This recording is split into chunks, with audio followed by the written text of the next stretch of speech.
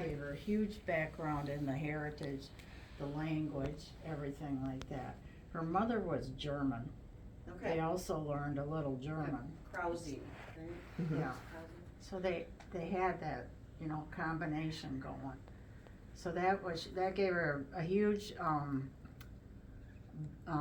love for family and extended family, because they lived with the grandparents. Oh. And they built the original farmhouse, and of course farms are handed down through the family. So she really became involved in that, and always was comfortable with family and extended family. Was also basic Christian, traditional, and that's why she has that list of what she did. But then she also lived through the Depression, and that gave her a tremendous background in conservation, as far as there was not a tin can that we did not flatten and clean before it went in the recycling. Okay. And another one was aluminum foil. We had to reuse aluminum foil till it was basically thin.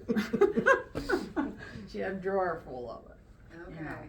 So When that was they a handed color. off the Christmas Gaman books, Yes. they were tied together with the elastic off of Lee's Yes. jockey shorts. Yep. I mean, she saved everything. She saved it all. So that was a colorful part of her.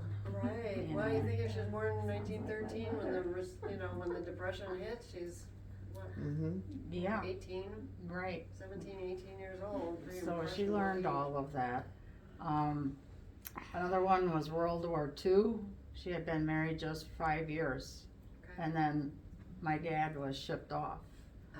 And it wasn't in the States as they anticipated, because he started as an officer, but he was shipped them over to Australia. So he was gone for 5 years. Oh. And she was left with the Ripon home and the cottage to maintain, pay the taxes, do everything she could. Oh my And God. so actually she went back and lived with her extended family on the farm during the spring, summer, and fall. Not summer, excuse me. Fall, winter, and spring. Okay. And in the summer she went to the cottage with the kids and lived there, and invited a girlfriend who also had a war spouse. And they lived there and took care of that place, had a little break from everything else. And then they'd go back to the farm. And they rented out their house in I was gonna Ripon say, during the they war. rented- Yeah, out. she rented out her house to make some income, Okay. So that's why that is, and as you said, she seems to keep going all the time.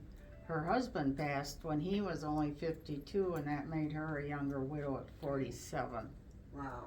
And she had 2 kids, oldest kid, either in college or just graduated and starting a career. And she had 2 teenagers because of the post-World War baby boom. Mm. Yikes. So that's when she went back, learned her secretary skills, and started working. And then she blossomed musically Was later. Okay. because she could. Had the time Yeah. by then. So Well, thank you for that. Yeah. Anybody else? I can add a nice little story. Sure. I'm Sandy Jones, and my parents were Levi and Mildred Jones. Mm-hmm. I ran into the Morgans at the 1997 National Commanda in Milwaukee. And believe it or not, they knew me. I hadn't seen some of them for a while. And anyway, she asked me what kind of Welsh cooking I did. Well, she wanted to know the caliber of my Welsh cakes. And I had to admit to her that I had never eaten Welsh cakes. Oh. Where had Mildred been in her education of her youngest daughter?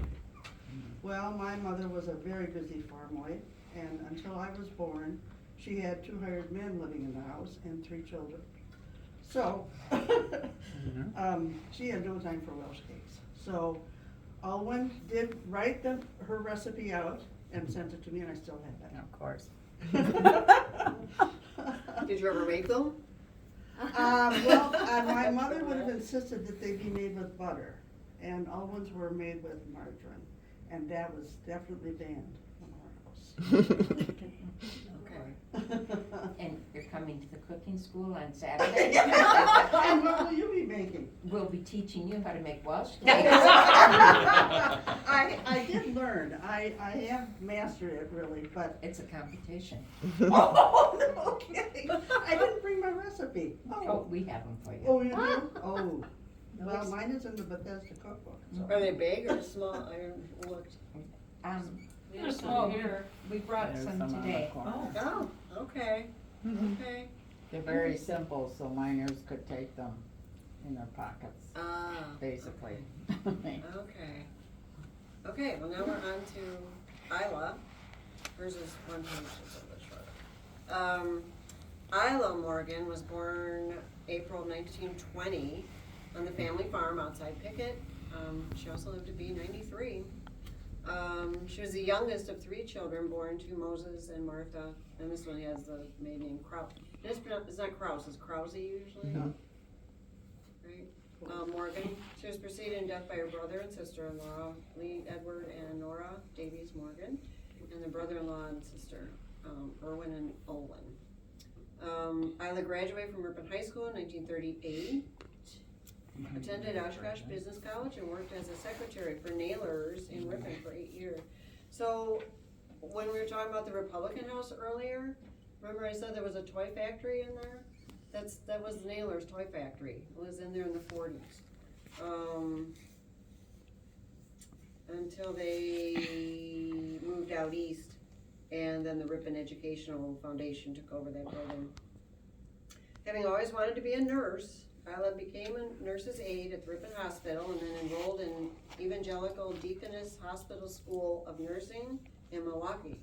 She graduated in 52 and returned to the staff of Ripon Hospital as a registered nurse. She graduated with a Bachelor of Science degree from Carroll College in Waukesha in 1963. Following her interest in obstetrics, Isla completed a specialty program in maternal health and child care in Detroit. She served as a missionary nurse with the Presbyterian Church at 2 hospitals for Native Americans in Ganado, Arizona, am I saying that right? And in Budo, New Mexico, from 66 to 74. Upon her return from the Southwest, Isla joined the staff at Ripon's Parkview Nursing Home, then Waupun Hospital, and finally Juliet Manor in Berlin, retiring in 1985. She was a member of the Ripon Hospital Guild and served as a volunteer for the next 4 years.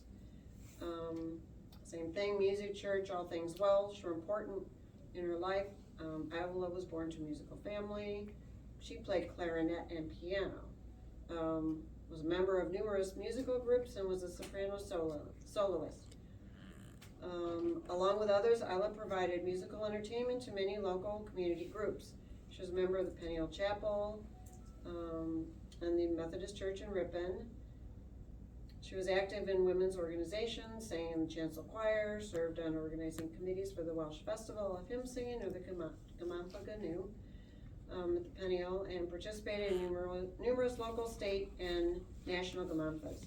She was a member of the Wisconsin State and National Gamanfa Ganu Association, and was recognized then for lifelong service to Welsh culture, and in particular the promotion and protection of the traditional Welsh Gamanfa Ganu in Wisconsin.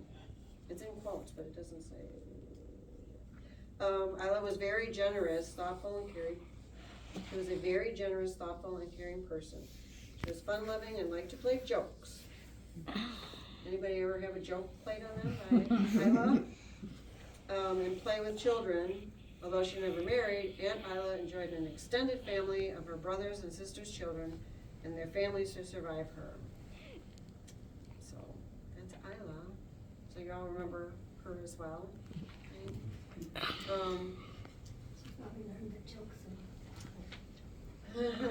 That she lived on Matoman. I don't know if she rented there. And then She did, but after my dad passed, she moved and over for a to period of time, then Mom had her, invited her to come live with us. Okay. So they spent their life together after that, probably from 67 on or so. Okay. Yeah, because Jean Woolley, who was at the Methodist Church, I said, "Well, do you have any, memories of Isla and or Olin?" She goes, "Well, they always dress. They like to dress alike a lot." So in that picture there, they both have the, you know, Mhm. matching outfits. Yeah. So I was like, oh, I'm sorry, I missed, that's before I came back to Ripon, so. And then we had taken over the farm. Let's see if I have him. He died in 2003. Yes. Let's see, he was a graduate of Ripon High School in 1937, and he married Nora Davies. Mhm. He was third generation. So in him, then Moses, then who was the original? Owen. Okay. And he and his son Lynn, being fourth generation, were cited in 1997 by the state and Winnebago County for their operation of the Century Farm. He was sexton for Zor Cemetery for 34 years, having recently retired from that position.